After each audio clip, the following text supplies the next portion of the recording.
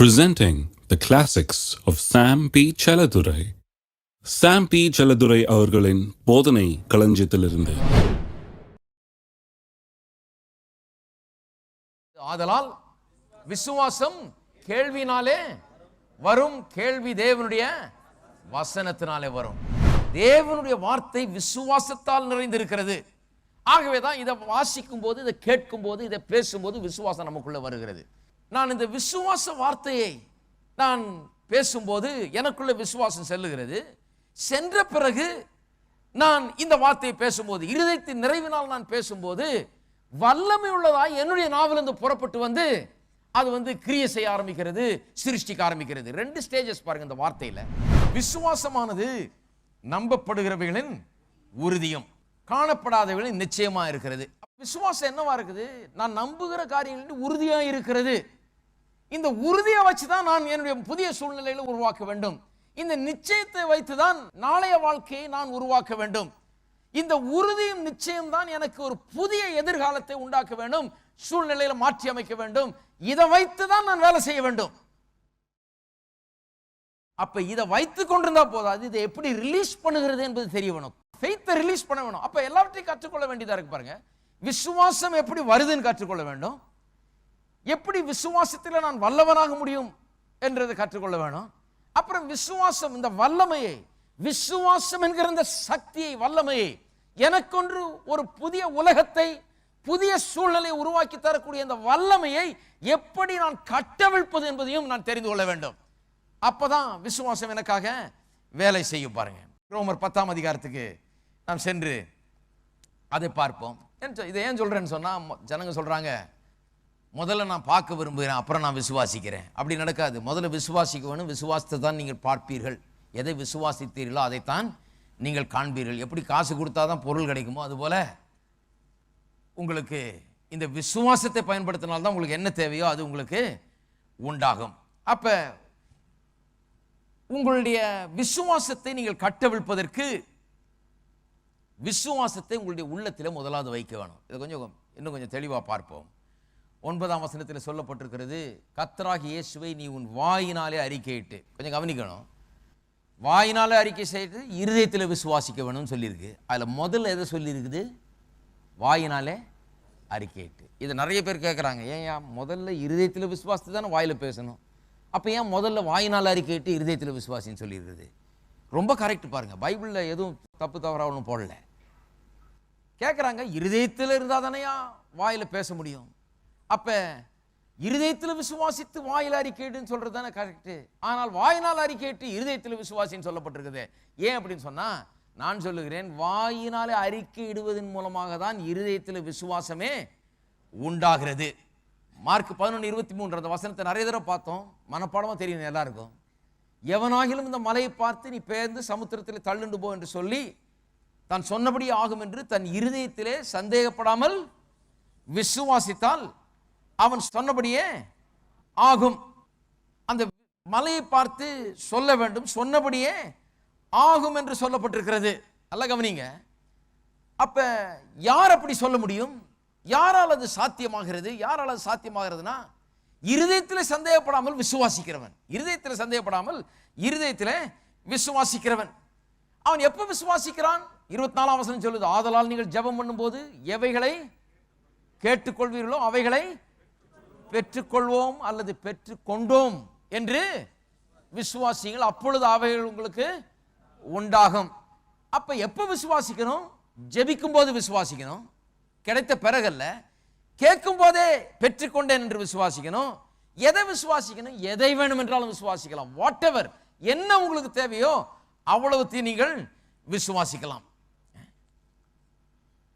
அப்ப எனக்கு என்ன தேவையோ அவைகளெல்லாம் நான் விசுவாசிக்க வேண்டும். ஜெபிக்கும் போதே விசுவாசிக்க வேணும். அப்ப நான் ஜெபிக்கிறதுக்கு முன்பாக ஒரு ஆயத்தத்தை நான் பண்ண வேண்டும். என்ன ஆயத்தம் பண்ண வேணும்? விசுவாசத்தை என்று உள்ளத்தில் நான் வைக்க வேண்டும். சும்மா ஜெபித்து பிரயோஜனம் இல்லை. கர்த்தர் சும்மா ஜெபத்துக்கு பதில் கொடுக்கிறது இல்லை.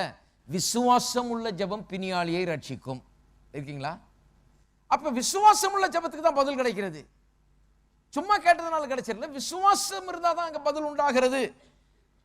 அப்ப பெற்றுக்கொள்வதற்கு முன்னாலே எப்படிங்க விசுவாசிக்க முடியும்? எப்படி அது சாத்தியம்? சிலர் கேட்குறாங்க, நீங்க சொல்றீங்க சுகமாறதுக்கு முன்னாடியே நான் சுகமானேன் என்று விசுவாசிக்க சொல்றீங்க. என்னுடைய தேவையெல்லாம் சந்திக்கப்படுறதுக்கு முன்னாடியே நான் தேவையெல்லாம் சந்திக்கப்பட்டது என்று விசுவாசிக்க சொல்கிறீர்கள். எப்படி நான் அதை விசுவாசிக்க முடியும் என்று கேட்கிறார்கள் அநேகர். நான் சொல்லுகிறேன், எப்படி விசுவாசிக்க முடியும்? கர்த்தருடைய வார்த்தை விசுவாசிக்கிறதால விசுவாசிக்க முடியும். கர்த்தருடைய வார்த்தை சொல்லுகிறது, ஆகவே அது உண்மை. பாருங்க, நிறைய பேர் அதுதான் பாருங்க, தங்களுடைய மனதளவில் விசுவாசிக்க பார்க்குறாங்க. மனதளவில் விசுவாசிக்க பார்த்தால் எப்போதும் அந்த மனது ஆதாரத்தை தேடி கொண்டிருக்கிறது. அது என்ன சொல்லுது மனம்? ஆமா, தேவனுடைய தேவையை சந்தித்தார் என்று சொல்லுகிறாயே, எங்க சந்தித்தார்? கையில காசு இல்லையே, பாக்கெட் எம்டியா இருக்குதே. கர்த்தர் உன்னை சுகமாக்கினார் என்று சொல்லுகிறார், ஆனால் சுகம் இல்லையே, வலிக்குதே. சரீரம் சுகத்தை இன்னும் உணரவில்லையே, சுகத்தை இன்னும் பெற்றுக்கொள்ளவில்லையே. இதுதான் மனம் சொல்லுது. மனதில் இருக்கிற விசுவாசத்துக்கு இருதயத்தில் இருக்கிற விசுவாசத்துக்கு அதான் பெரிய வித்தியாசம் பாருங்க. இருதயத்தில் இருக்கிற விசுவாசம் அப்படி சொல்லுகிறது இல்ல. இருதயத்தில் இருக்கிற விசுவாசம் என்னத்தை பெருசா நினைக்கிறது? கர்த்தருடைய வார்த்தை என்ன சொல்லுகிறதோ அதைத்தான் பெருசா நினைக்கிறது. அது பாக்கெட்ல என்ன இருக்குதுன்னு பார்த்து பேசுறது இல்ல. இருதயம் என்னத்தை பேசுகிறது? கர்த்தருடைய வார்த்தை என்ன சொல்லுகிறது என்பதை பார்த்து தான் பேசுகிறது. மனம் தான் பாக்கெட்ல என்ன இருக்குன்னு பார்த்து பேசுது. இருதயம் கர்த்தருடைய வார்த்தை என்ன சொல்லுகிறது என்பதை பார்த்து பேசுகிறது. அப்ப நான் என்ன பண்ண வேண்டும்? வாயினாலே அறிக்கையிட்டு இருதயத்தில் விசுவாசிக்க வேண்டும். அப்ப வாயினால் அறிக்கையிடுகிறது தான் முதல். அதை நான் முதலாவது செய்ய வேண்டும். ஏன் நான் வாயினால் அறிக்கை செய்ய வேணும்? அறிக்கை செய்வது என்றால் என்ன? கர்த்தர் என்ன சொன்னாரோ அதையே நான் திருப்பி சொல்லிக் கொண்டே இருக்க வேணும். அப்ப கர்த்தர் என்ன சொல்லி இருக்கிறாரு? அவரின் அக்கிரமங்களை எல்லாம் மன்னித்து நோய்களை எல்லாம் குணமாக்கி. அப்ப நான் என்ன சொல்லணும்? என் அக்கிரமங்களை எல்லாம் மன்னித்து என்னுடைய நோய்களை எல்லாம் குணம். கர்த்தர் என்ன சொல்லி இருக்காரு? அவர் என்னுடைய வியாதிகளை ஏற்றுக்கொண்டு என்னுடைய நோய்களை சுமந்து தீர்த்தார். அப்ப நான் என்ன சொல்ல வேணும்? அதே தான் சொல்ல வேணும். என்னுடைய வியாதிகளை ஏற்றுக்கொண்டு என்னுடைய நோய்களை அவர் சுமந்து தீர்த்தார். கர்த்தர் என்ன சொல்லுகிறார்? நானே உன் பரிகாரியாகிய கர்த்தர். அப்ப நான் என்ன சொல்ல வேணும்? அவரே என் பரிகாரியாகிய கர்த்தர். கர்த்தாவே நீரே என் பரிகாரியாகிய கர்த்தர். அப்ப நான் என்ன பண்ணுகிறேன்? கன்ஃபெஸ் பண்ணுகிறேன். கன்ஃபெஸ் பண்றதுன்னா நான் அவர் சொன்னதையே நான் திருப்பி சொல்ல, அவரோடு ஒத்துக்கொள்கிறேன். அவர் சரி என்று சொல்லுகிறேன், அவர் சொன்னது உண்மை என்று நான் சொல்லுகிறேன். அதை முதல் ஆரம்பிக்கணும். இன்னும் என் வாழ்க்கையில் அது உண்மையாகல, ஆனால் அவர் சொன்னது உண்மை. இன்னும் வலிக்குது, ஆனா அவர் சொன்னது உண்மை. இன்னும் காசு இல்லை, ஆனா அவர் சொன்னது உண்மை. இன்னும் சூழ்நிலை மாறல, ஆனா அவர் வார்த்தை சொல்லுகிறது உண்மை. பாருங்க, இப்படியே சொல்லிக் கொண்டே இருக்கும்போது என்ன ஆகிறது? உள்ளத்திலே விசுவாசம் சென்று விடுகிறது. இந்த வாயினால் அறிக்கை செய்யும் போது தான் உள்ளத்தில் விசுவாசம் செல்கிறது. அப்புறம் தான் உள்ளத்தில் விசுவாசம் உண்டாகிறது. அப்புறம் தான் மலையெல்லாம் பார்த்து பேச முடியும். அநேகர் பாருங்க, உள்ளத்தில் விசுவாசம் இல்லாமல் சும்மா வாயை திறந்து பேசிட்டு சொல்றாங்க, அவர் சாம் செல்லோதரி தான் சொன்னாரு, நான் சுகமானேன்னு சொல்லுனாரு. நான் சொல்லி பார்த்தேங்க, ஒன்றும் சுகம் ஆகலை. நான் அப்படியே சொன்னேன். நல்லா புரிஞ்சுக்கணும் பாருங்க, குழப்பம் பண்ணக்கூடாது. அவர் தான் சொன்னாரு, அவர் கோயிலுக்கு போனாங்க, அவர் தான் சொன்னார், என் தேவன் உன்னுடைய தேவைகள் எல்லாம் தம்முடைய ஐஸ்வரியத்தின்படி சந்திக்கிறாருன்னு சொன்னாரு. அதை வாயில தினந்தோறும் சொல்ல சொன்னாரு. நான் சொன்னேங்க, இதோட 4 நாள் ஆகுது. காலையில் ஒரு 10 தடவை, சாயந்தரம் ஒரு 10 தடவை, 4 நாளாக சொல்லிட்டு இருக்கிறேன். இன்னும் எனக்கு கடன் தீர்ந்த பாடில்லை, ஒன்றும் தீர்ந்த பாடில்லை. நான் அப்படி சொல்லவே இல்லை. கவனிங்க, நல்லா கவனிங்க. நான் என்ன சொல்றேன்? நீங்க 4 தடவை இதை சொல்லி காலையில் 4 தடவை, சாயந்தரம் 4 தடவை சொன்னா அப்படி ஆயிடும் சொல்ல. நான் என்ன சொல்றேன்? காலையும் மாலையும் படுக்கையிலும் எழுந்திருக்கும் போதும் எந்நேரமும் இதை சொல்லிக்கொண்டே இருந்தால், கர்த்தர் சொல்லுகிறதையே உங்கள் வாயில சொல்லிக்கொண்டே இருந்தால் என்ன நடக்கும் சொன்னேன்? உள்ளத்துல விசுவாசம் உண்டாகும் சொன்னேன். உள்ளத்துல விசுவாசம் உண்டாகி அது நிரம்பின பிறகு, இருதயத்துல விசுவாசம் நிரம்பினவர்களாக வாயிலிருந்து பேசும்போது அது நடக்கும். அப்ப நீங்க சொல்லி சொல்லி நடக்கலன்னா இன்னும் போட்டுட்டே இருக்கணும்னு அர்த்தம். இன்னும் சொல்லிட்டே இருக்கணும்னு அர்த்தம். சொல்லி நடக்கலன்னா இன்னும் விசுவாசம் உள்ள இறங்க வேண்டியது இருக்குது. இன்னும் விசுவாசம் உள்ள போய் கொண்டிருக்க வேண்டியது இருக்குது. உள்ள விசுவாசத்தால் நான் நிரப்பப்பட வேண்டியது இருக்குது. இருதயத்து நிறைவினால் தான் வாய் பேசும். அப்ப நிறைத்து கொண்டுதான் நான் இந்த சூழ்நிலையை மாற்ற முடியும் என்பதை புரிந்து கொள்ள வேணும். பொதுவாக கிறிஸ்தவர் மத்தியில் பார்த்தீங்கன்னா, ஏதோ ஒரு பிரச்சனைனா உடனே அங்கே தேடி ஓடுறது, இங்கே தேடி ஓடுறது, இந்த ஜபக்குழு, அந்த சுவிசேஷகர், இந்த பிரசங்கியார், இந்த கூட்டம், ஏதாவது ஒன்று தேடி ஓடி போய் உடனே ஆமாயா உண்மைதான், நீங்க சொல்றது ரொம்ப உண்மையா, விசுவாசிக்கணும், நான் அப்பதான் அந்த பிரச்சனை மாறியா, நான் விசுவாசிக்க போறேன்னு சொல்லிட்டு போய் சொல்லி சொல்லி சொல்லி வசனத்தை சொல்லி சொல்லி விசுவாசத்தை ரொம்ப சீரியஸாக, ஏன்னா தலை முழுகிற வேலையில் இருக்கு, இப்போ நேரமா இருக்குது, அதனால எப்படியாவது தப்பணும்னு சொல்லி கடகடன் விசுவாசத்தை அறிக்கை செய்து அப்படியே பண்ணி பண்ணி பண்ணி விசுவாசத்தை உள்ள வச்சு ஒரே தீர்மானமா விசுவாசத்தை உள்ள வைத்து விட்டு எப்படியாவது அந்த பிரச்சனையை மேற்கொள்றது. விசுவாசம் வேலை செய்து பாருங்க. செஞ்சா உண்மை சீரியஸா ஒரு காரியத்தை மாற்றணும்னு சொல்லி இறங்கினா கண்டிப்பா மாற்றிடலாம். சிலர் சீரியஸா இறங்குறாங்க, விசுவாசத்துல இறங்கி மாத்திடுறாங்க. மாத்திட்டு அப்புறம் என்ன சொன்னாங்க, அப்பா விடுதலை ஆயிட்டையா, டாட்டா பை பை, அதோட போய் இப்ப திருப்பியும் பழைய வழிக்கு போயிடுறாங்க. இப்ப பழைய வழி என்ன? பழைய சந்தேகத்தை பேசுகிறது, பழைய வியாதியை பேசுகிறது, பழைய இல்லாமையை பேசுகிறது, பழைய நெகட்டிவ் காரியங்களை பேசுகிறது. இப்படி வாயிலிருந்து வர வர என்ன பண்ணிட்டு இருக்கிறாங்க? உள்ளத்தை இப்ப மறுபடியும் என்ன பண்றாங்க? பொல்லாத காரியங்களால் நிரப்புகிறார்கள். தங்களை அழிக்கக்கூடிய காரியங்களால், தங்களை ஒன்றுமில்லாமல் ஆக்கக்கூடிய காரியங்களால். இப்பதான் விடுதலை பெற்றாங்க, ஆனால் மறுபடியும் போய் தங்களுடைய வழிகளை அவர் மாற்றிக்கொள்ளாமல். பாருங்க, கிறிஸ்தவ வாழ்க்கைன்னு சொன்னா ஏதோ வந்து சுகத்தை பெற்றேன், அதை பெற்றேன், போனேன், ஏதோ வந்து எனக்கு கர்த்தர் தேவையை சந்திச்சார், ரொம்ப தோத்துறங்க, அங்க வந்து தாங்க எனக்கு இது கிடைச்சது அப்படின்னு அதோட போயிடுறது இல்லை. கிறிஸ்தவ ஜீவியம் என்று சொன்னால் வாழ்க்கையே மாற வேண்டும். இது ஒரு லைஃப் ஸ்டைல். இது வந்து ஏதோ அப்பப்ப வந்து ஏதோ பெற்றுக்கொண்டு போறதில்ல, வாழ்க்கையே மாற வேண்டும். அப்ப நான் பெற்றுக்கொண்டேன்னு சொன்னா உடனே போய் இதெல்லாம் மறந்துட்டு திருப்பி என்னுடைய வாழ்க்கையை வந்து என்னுடைய இருதயத்தை வந்து பொல்லாத காரியங்களால் நிரப்ப முடியாது. நான் இப்ப ஜாக்கிரதையா இருக்கணும். ஏன்னா போன தடவை பொல்லாத காரியத்தால் நிரப்பி தான் அந்த பொல்லாத காரியங்கள்லாம் உண்டானது. இப்ப என்ன பண்ணணும்?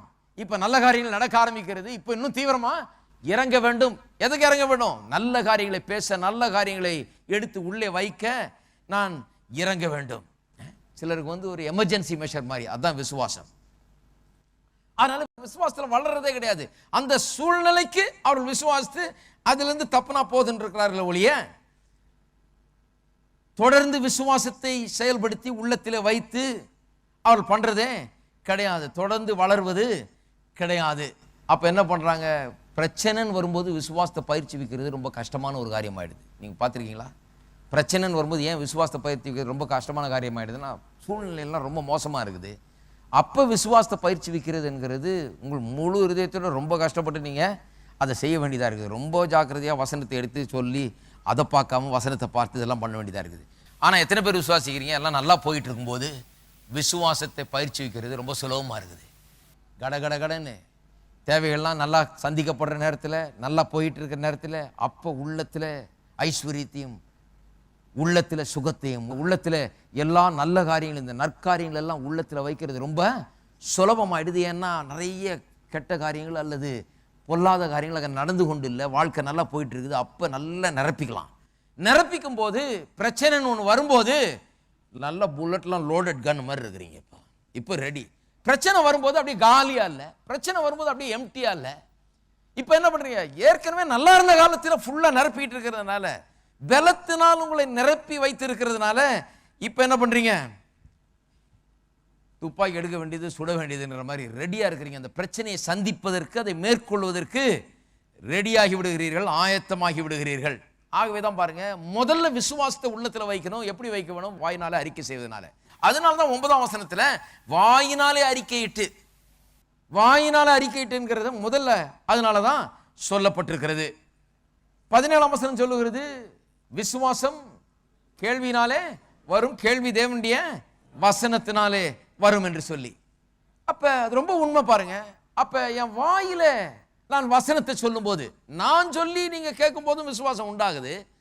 ஆனால் நீங்க சொல்லும் போது இன்னும் அதிகமாக உங்களுக்குள்ள உண்டாகிறது. ரொம்ப கவனிக்கணும் பாருங்க. நான் சொல்லி நீங்க கேட்கும் போது உண்டாகிறதை காட்டிலும் நீங்க சொல்லி அது கேட்கும் போது உண்டாகிறது. நீங்க சொல்லி நீங்க கேட்க வேண்டும், நீங்க திரும்ப திரும்ப சொல்லி அது உங்களுடைய காதில் அது விழ வேண்டும், உள்ளத்துக்குள்ள அது செல்ல வேண்டும். அப்ப இருதயத்தில் சந்தேகப்படாமல் விசுவாசிக்க ஒரு நிலை உண்டாகிறது. அது ஆகிறது கொஞ்சம் நேரம் ஆகுது பாருங்க. ஏனென்று சொன்னால் இது மனதை மாற்றி இருதயத்தை நிரப்புகிறது, இருதயத்தையும் மாற்றுகிறது, மனதை புதிதாக்குகிறது, இருதயத்தையும் புதிதாக்குகிறது தேவனுடைய வார்த்தை. ஆகவே தான் வசனத்தை அறிக்கை செய்ய ஆரம்பிக்கும் போது ரொம்ப ஜாக்கிரதையா இருக்கணும். ஏன்னா ஜனங்க சொல்லுவாங்க, ஏயா இன்னும் சுகம் இல்லாமலே இருந்துக்கிட்டு சுகமானேன் சுகமானேன் சுகமானேன்னு சொல்லிட்டு இருந்தா என்ன அர்த்தம் என்று சொல்வார்கள், உங்களை டிஸ்கரேஜ் பண்ணுவாங்க. ஆனால் நீங்க சொல்லணும், ஐயா நான் சுகமானேன்னு சொல்றது, நான் சுகமானேன்னு நீங்க நம்புறதுக்காக நான் சொல்லல, நான் சுகமானேன்னு வசனம் சொல்லி இருக்குது, அதை நான் இன்னும் நம்ப ஆரம்பிக்கல, அதை நம்புறதுக்காக நான் என்ன பண்ணிக்கிட்டு இருக்கிறேன், சொல்லிக்கிட்டே இருக்கிறேன். இந்த விசுவாச வார்த்தை எனக்கு உள்ள வைக்க பார்க்கிறேன். ஏன்னா அந்த விசுவாச வார்த்தை உள்ள போகும்போது நான் கர்த்தரை போல மாறிடுறேன். இயேசு எப்படி விசுவாச வார்த்தையில இருந்து விசுவாச வார்த்தையை பேசினாரோ, தேவன் பேசுகிற வார்த்தையெல்லாம் விசுவாச வார்த்தைகள். ஏன் சொல்றேன்? அவருடைய வார்த்தைகள் ஒன்றும் வீணாய் திரும்புவதே கிடையாது. அவருடைய வாயிலிருந்து வர்ற வார்த்தை ஒண்ணு வீணா திரும்புறதே கிடையாது. ஏன் அப்படி? ஏனென்றால் அவைகள் எல்லாம் விசுவாச வார்த்தை. ஒரு வார்த்தை கூட வீணா போறதும் கிடையாது, வீணா இருக்கிறதும் கிடையாது. ஏனென்றால் ஒவ்வொரு வார்த்தையும் விசுவாச வார்த்தையா இருக்குது. என்னவெல்லாம் சொல்றாரோ அது அப்படியே ஆகிறது. தேவன் விசுவாச வார்த்தையினால் நிறைந்தவராய் இருக்கிறார். விசுவாச வார்த்தையை தான் பேசுகிறார். ஒவ்வொரு வார்த்தையும் விசுவாச வார்த்தையா இருக்கிறது. அதனால்தான் அவரால் பொய் சொல்ல முடியாது என்று சொல்லப்பட்டிருக்கிறது. பொய் சொல்றது இல்லைன்னு சொல்றது வேற, பொய் சொல்ல முடியாதுன்னு சொல்றது வேற. God cannot lie அப்படின்னு தான் சொல்லியிருக்கு. ஏன் cannot lie? சிலர் சொல்றாங்க கர்த்தரால் எல்லாம் கூடுமையா? பொய் சொல்றதுன்னா சொல்லலாம், இல்ல கர்த்தரால் சொல்லவே முடியாது. அது ஏன் முடியாது? கர்த்தரால் முடியாத காரியம் கூட உண்டோ? உண்டு. பொய்யை சொல்ல முடியாதுன்னு போயிட்டு இருக்கு பைபிள்ல. ஏன் சொல்ல முடியாது? ஏனென்றால் அவர் வாயை திறந்து சொன்னார்னா அது அப்படியே ஆயிடும். பொய்யாவே இருக்க முடியாது எதுவுமே. அவர் என்ன சொல்றாரோ அதெல்லாம் அப்படியே ஆகும். ஏனென்றால் அவருடைய இருதயம் விசுவாசத்தால் நிறைந்திருக்கிறது. விசுவாச வார்த்தைகளால் அது நிறைந்திருக்கிறது. அதே போலதான் பாருங்க, நான் என் தேவனுடைய வார்த்தையை எடுத்து என்னுடைய இருதயத்தில் வைக்கும் போது என்னுடைய இருதயம் அவருடைய இருதயத்தை போலவே மாறுகிறது. பிறகு நான் என்னுடைய தேவைகளுக்கு ஏற்ப நான் விசுவாச வார்த்தையை பேசும்போது நான் சொன்னபடியே அப்படியே ஆகிறது. இருக்கீங்களா? நான் சொன்னபடியே அப்படியே ஆகிறது. அப்ப எனக்குள்ள விசுவாசம் வந்துருச்சுன்னா, இந்த விசுவாசத்தை அறிக்கை செய்து வாயினால அறிக்கையிட்டு கர்த்தர் சொல்றதே நானும் சொல்லி, என் சூழ்நிலை சொல்றதை சொல்லாம, என் தாத்தா பாட்டி சொன்னதை சொல்லாம, அவங்க இவங்க சொன்னதை சொல்லாம, நான் நினைக்கிறத சொல்லாம, நான் உணர்றதை சொல்லாம, பார்க்கறத சொல்லாம, கேட்கறத சொல்லாம, எதை சொல்ல வேணும்? கர்த்தருடைய வார்த்தை சொல்லுகிறதை சொல்லும் போது எனக்குள்ள என்ன ஆகிறது? விசுவாசம் உண்டாகிறது. எனக்குள்ள விசுவாசம் உண்டான பிறகு என் வாயை திறந்து நான் பேசும்போது என்னுடைய வார்த்தைகள் விசுவாச வார்த்தையாகி விடுகிறது. அந்த வார்த்தைகள் அற்புதங்களை நடப்பிக்கிற வார்த்தையாக இருக்கிறது. அநேகர் பாருங்க வாயை திறந்து பேசுறாங்க, வாயை திறந்து சொல்லுகிறார்கள். ஆனால் அவருடைய வார்த்தைகள் விசுவாசத்தினால் நிறைந்த வார்த்தைகளாக இல்லை. ஆகவே வல்லமை நிறைந்த வார்த்தைகளாக அவைகள் இல்லை.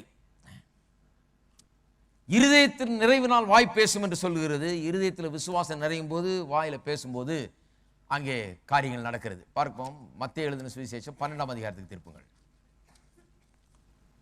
எப்படி சூழ்நிலையில மாற்றுகிறது அதை குறித்து தான் பேசிக் கொண்டிருக்கிறோம். விசுவாசத்தை கொண்டு எப்படி மாற்றுகிறது? மத்தேயு 12:33ஆம் வசனத்திலிருந்து வாசிக்கிறேன். மரம் நல்லதென்றால் அதன் கனியும் நல்லதென்று சொல்லுங்கள், மரம் கெட்டதென்றால் அதன் கனியும் கெட்டதென்று சொல்லுங்கள். மரமானது அதன் கனியினால் அறியப்படும். விரியன் பாம்பு குட்டிகளே, நீங்கள் பொல்லாதவர்களாக இருக்க நலமானவர்களை எப்படி பேசுவீர்கள்? இருதயத்தின் நிறைவினால் வாய் பேசும். நல்ல மனுஷன் இருதயமாகிய நல்ல பொக்கிஷத்திலிருந்து நல்லவைகளை எடுத்து காட்டுகிறான். பொல்லாத மனுஷன் பொல்லாத பொக்கிஷத்திலிருந்து பொல்லாதவைகளை எடுத்து காட்டுகிறான். மனுஷர் பேசும் வீணான வார்த்தைகள் யாவையும் குறித்து நியாய தீர்ப்பு நாளிலே கணக்கு ஒப்புவிக்க வேண்டும் என்று உங்களுக்கு சொல்லுகிறேன். ஏனெனில் உன் வார்த்தைகளினாலே நீதிமான் என்று தீர்க்கப்படுவாய். எவ்வளவு உண்மை பாருங்க. ரோமர் 10ஆம் அதிகாரத்தில் வாசிக்கிறோம் இல்லையா? என்ன ரோமர் 10ல் என்ன சொல்லப்பட்டிருக்கிறது? ரோமர் 10 ரோமர் 10ஆம் அதிகாரம் 10ஆம் வசனம் என்ன சொல்லுகிறது? நீதி உண்டாக இருதயத்தில் விசுவாசிக்கப்படும், ரட்சிப்புண்டாக வாயினாலே அறிக்கை பண்ணப்படும். வார்த்தையினாலே நம்ம நீதிமானாகிறோம், ரட்சிக்கப்படுறோம். அல்லது உன் வார்த்தையினாலே குற்றவாளி என்று தீர்க்கப்படுவாய். அங்கே ஒரு காரியத்தை கவனிக்க வேணும். 35ஆம் வசனத்தில் நல்ல இருதயமாகிய நல்ல பொக்கிஷத்திலிருந்து நல்லவைகளை மனிதன் கொண்டு வருகிறான். ஒரு டிரான்ஸ்லேஷன் எப்படியே சொல்லுகிறது, he brings forth good things out of a good heart. எல்லாரும் சொல்லுங்க, நல்ல இருதயத்திலிருந்து மனுஷன் நல்ல காரியங்களை பிறப்பிக்கிறான். brings forthனா ஒரு குழந்தையை பிறப்பிக்கிறது மாதிரி. அப்ப உங்களுடைய வாழ்க்கையில நல்ல காரியங்களை எப்படி பிறப்பிப்பது? நல்ல இருதயத்திலிருந்து தான் பிறப்பிக்க முடியும். இருதயத்திலிருந்து தான் பிறப்பிக்க முடியும். வெற்றி எப்படி பிறப்பிப்பது? நல்ல இருதயத்திலிருந்து வெற்றி உண்டாகிறது. செழிப்பு எப்படி உண்டாகிறது? நல்ல இருதயத்திலிருந்து இந்த நல்ல காரியங்கள் உண்டாகிறது. சமாதானம் எப்படி உண்டாகிறது? நல்ல இருதயத்திலிருந்து நல்ல காரியங்கள் உண்டாகிறது. உங்கள் வாழ்க்கையில என்னவெல்லாம் தேவையோ, வியாபாரத்தில் வெற்றி எப்படி உண்டாகிறது? நல்ல இருதயத்திலிருந்து. இருதயம் பண்படுத்தப்பட்ட இருதயமாக, எதையும் விளைவிக்கக்கூடிய இருதயமாக, நன்றாய் விளைவிக்கக்கூடிய இருதயமாக பண்படுத்தப்பட்டு, தண்ணீர் பாய்ச்சப்பட்டு, விதை விதைக்கப்பட்டு, அது காக்கப்பட்டு, அப்படி இருக்கும்போது அப்படிப்பட்ட இருதயத்திலிருந்து நல்ல காரியங்களை கொண்டு வருகிறான் அல்லது பிறப்பிக்கிறான் என்று சொல்லப்பட்டிருக்கிறது. அப்ப நான் சொல்லுகிறேன், இருதயத்துக்குள்ள வசனத்தை வைத்து கொண்டே இருந்தால் ஒரு நாள் வரும், இந்த இருதயத்துக்குள்ள விசுவாசம் வந்து விட்டதுனால இப்போ நீங்க வாயில பேசும்போது காரியங்கள் மாற ஆரம்பிக்கிற நாட்கள் வரும். இருக்கீங்களா? நல்லா கவனிங்க, திரும்பியும் சொல்றேன். இப்ப என்ன பண்ணுங்க, இருதயத்துல வசனத்தை வைத்துக் கொண்டே இருங்க. எப்படி வையுங்க? கர்த்தருடைய வார்த்தை என்ன சொல்லுதோ அதை எடுத்து வைத்துக் கொண்டே இருங்க. இப்ப பண்ணும்போது காரியம் எதுவும் மாறல, மாறுற மாதிரியும் தெரியல, அதுல பெரிய வல்லமை இருக்கிற மாதிரியும் தெரியல. ஆனால் இருதயத்துக்குள்ள போய் அது இருதயத்தின் நிறைவினால் வாய் பேசும்னு சொல்லி இருக்குது. அப்ப இருதயம் ஃபுல்லா நிறைஞ்சிட்ட உடனே, இருதயம் விசுவாசத்தால் நிறைந்த உடனே வாயின் வார்த்தைகள் என்ன பண்ணுது? இருதயத்தில் சந்தேகப்படாமல் விசுவாசிக்கிற ஒரு இருதயமா இருக்கிறபடினாலே மலையை பார்த்து நீ பேர்ந்து சமுத்திரத்தை தள்ளுண்டு போன்னு சொன்னால், மலையை மட்டுமில்லை எதுவா இருந்தாலும் சரி எல்லா சூழ்நிலைகளையும் மாற்றக்கூடிய வார்த்தைகளாக உங்களுடைய வார்த்தைகள் மாற ஆரம்பிக்கிறது. வியாதியை பார்த்து இயேசுவின் நாமத்திலே போ என்று கட்டளையிட முடியும். எல்லா மலைகளையும் ஒன்றுமில்லாமல் ஆக்க முடியும். சூழ்நிலையில மாற்றி அமைக்க முடியுமா? அப்பேற்பட்ட ஒரு நிலைக்கு உங்களுடைய இருதயம் வருகிறது. அது வர்றதுக்கு கொஞ்சம் நாள் ஆகுது. ஆனா அந்த நிலைக்கு வந்துருச்சுன்னா அப்புறம் சொன்ன பிறகு ஆகிறது ரொம்ப குயிக்கா ஆகிறது. நான் சொன்னேன் இல்லையா, இயேசு இன்னைக்கு சொன்னாரு அத்தி மரத்தை பார்த்து, இனி ஒரு காலம் முன்னிடத்தில் ஒருவன் கனி புசியாது இருக்க கடவன்னு. உடனே அது ஆயிரல, ஆனா ஆக ஆரம்பிச்சிருச்சு. உடனே வெளியில தெரியல, அடுத்த நாள் தெரியுது வேரோடு அது. அப்ப வேரில் ஆரம்பிச்சு இலைக்கு வந்து அது தெரியறதுக்கு கொஞ்சம் நேரம் ஆகுது. அது எவ்வளவு நேரம் ஆகுமோ அது ஆகும், ஆனா அது ரொம்ப நேரம் ஆகாது.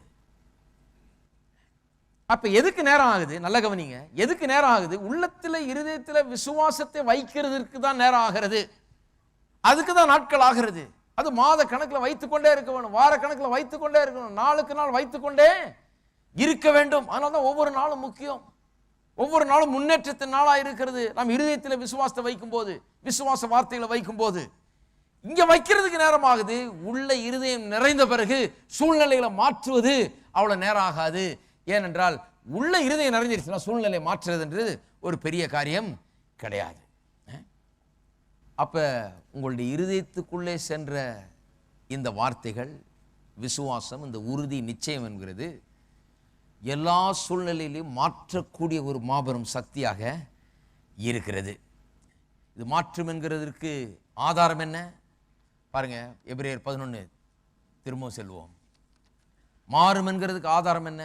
விசுவாசமானது நம்பப்படுகிறவர்களின் உறுதியும் காணப்படாதவர்களின் நிச்சயமாயிருக்கிறது. எப்படி எனக்கு நிச்சயம், எப்படி எனக்கு உறுதி? இது இப்படிதான் ஆகும் என்கிறதுக்கு உறுதி, நிச்சயம் எனக்கு எங்க இருக்கிறது? கர்த்தருடைய வார்த்தையிலிருந்து இருக்கிறது. அதுதான் எனக்கு எவிடன்ஸ். ஆங்கிலத்தில் எவிடன்ஸ் வருகிறது. காணப்படாதவர்கள் நிச்சயம் என்கிறத evidence of things not seen வருகிறது. பார்க்கல, ஆனா எனக்கு எவிடன்ஸ் இருக்குது. இப்படிதான் ஆகும் என்கிறதுக்கு எனக்கு ஆதாரம் இருக்கிறது. என்ன எவிடன்ஸ்? கர்த்தருடைய வார்த்தை சொல்லுகிறது தான் எவிடன்ஸ். கர்த்தர் என்ன சொல்லியிருக்கிறார் அதுதான் எவிடன்ஸ். வேற எதையும் பார்க்கும்போது என்ன ஆயிடுறோம்? நம்ம ஐம்புலன்களின் அறிவை சார்ந்தவர்களாயிடுறோம். கர்த்தருடைய வார்த்தையை பார்க்கும்போது இதுதான் நமக்கு ஆதாரமாக இருக்குது. அப்புறம் 3ஆம் வசனத்தில் சொல்லப்பட்டிருக்கிறது, விசுவாசத்தினாலே நாம் உலகங்கள் தேவனுடைய வார்த்தையினால் உண்டாக்கப்பட்டது என்றும் இவ்விதமாய் காணப்படுகிறவைகள் தோன்றப்படுகிறவர்களால் உண்டாகவில்லை என்றும் அறிந்திருக்கிறோம். இன்றைக்கு காணப்படுகிறவைகள் எல்லாம் தோன்றப்படுகிறவர்களால் உண்டாகவில்லை.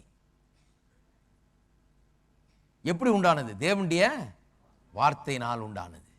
ஒண்ணுமே இல்லாத போது எல்லாவற்றையும் தேவனுடைய வார்த்தை உண்டாக்கினது. நான் சொல்லுகிறேன், இன்றைக்கு உங்களுடைய வாழ்க்கையில சுகத்தை காணவில்லை, வெற்றியை காணவில்லை, சமாதானத்தை காணவில்லை, பொருளாதார செழிப்பை காணவில்லை என்று சொல்லுகிறேன். நான் சொல்லுகிறேன், காணப்படாதவையிலிருந்து தான் காணப்படுகிறவைகள் உண்டாகிறது. பொருளாதார செழிப்பு எப்படி உண்டாகிறது? காணப்படாதவையிலிருந்து உண்டாகிறது. தேவனுடைய வார்த்தை தான் எல்லாவற்றையும் உண்டாக்கினது. இந்த தேவனுடைய வார்த்தை உள்ளத்திலே வையுங்கள். உள்ளத்திலே வைத்து வாயில பேசும்போது அவையெல்லாம் அப்படியே உண்டாக ஆரம்பிக்கிறது.